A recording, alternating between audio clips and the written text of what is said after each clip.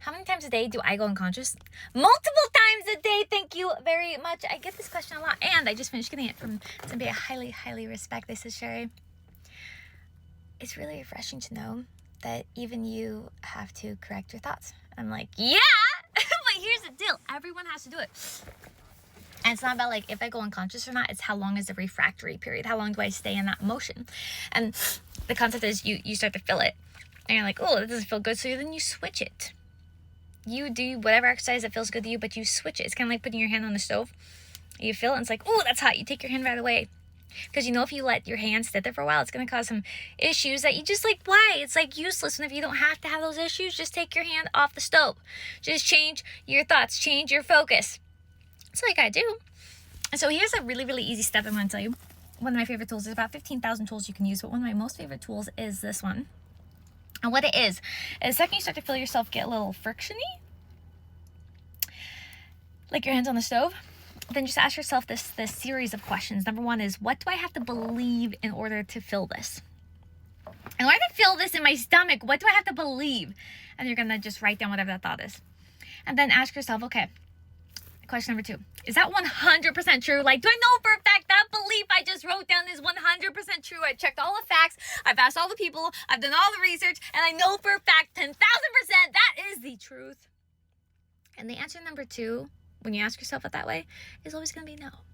And number 3 is, if I continue to feel this way in the next 5 years, 10 years, 30 years, what's my life going to look like? What's the implications of letting this continue going to look like? It's going to be terrible. And just take yourself to that spot for just half a second. And it's going to suck. And step number 4 is, what about if I'd never had this belief? What about if I never felt this way? Like, what would my life look like? In the next 5 years, 10 years, 15 years, 30 years? Like, what could I do? Who could I be? Who would be in my life? What would I have? How would I feel? And the next question is, what is your opposite statement? Meaning, whatever your belief was. So maybe your belief was, I am not enough. Or maybe your belief was, I haven't done enough. Or maybe your belief is, I'm not loved. Or your belief is, I screwed up. Then the opposite would be, I did everything right and everything is unfolding perfectly in my favor. I am more than enough. Like, I'm good. I'm good. Like, I'm really good. I'm actually like pretty smart. Or, whatever the opposite is, you would write that down. And then the last part, which is so important, is you write down 5 different references on how you know that new belief is true. And what you're going to find out, that new belief is always the truth. So let's say hypothetically, your new belief is like,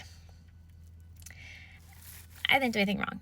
It's all unfolding in my favor. It's all like, this is all working out for the highest good of me and my friends and family around me. And you can write down all these different reference points of how in the past or in the future or what other people have said about you validates that point. Or let's say your belief is I'm not very smart. Then the opposite would be I'm intelligent. So what are your reference points that validate that intelligence? So maybe in the 5th grade, you learned how to tie your shoe faster than anybody else. Sounds kind of silly, but that is an actual reference point. The more personal you can make it, the more powerful the reference point will be. But it doesn't matter. Or you can use somebody else's reference points about you, saying, hey, you know what? Sherry said I'm smart. Like, Sherry said I'm smart because of A, B, and C. Write that down as a reference point. But the point is take yourself through the step, So watch this video again. Stop, pause, stop, pause, stop, pause, stop, pause, stop, pause.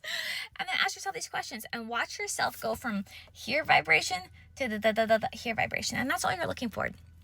And one thing to let you know, you're not looking to go from a stage 17 depression up to a stage 17 ecstasy. That doesn't happen. But what you can do is you can go from depression up to like irritated, because that's way higher. Irritated to like mad, and that's way higher. You just don't want to keep going on these cycles back and forth. But then from irritated or mad, you can get up to boredom, right? Boredom is halfway up the emotional scale. And from boredom, you can get to satisfaction. From satisfaction, you can get from hopefulness. You got it? You got it? Okay. All right. Bye.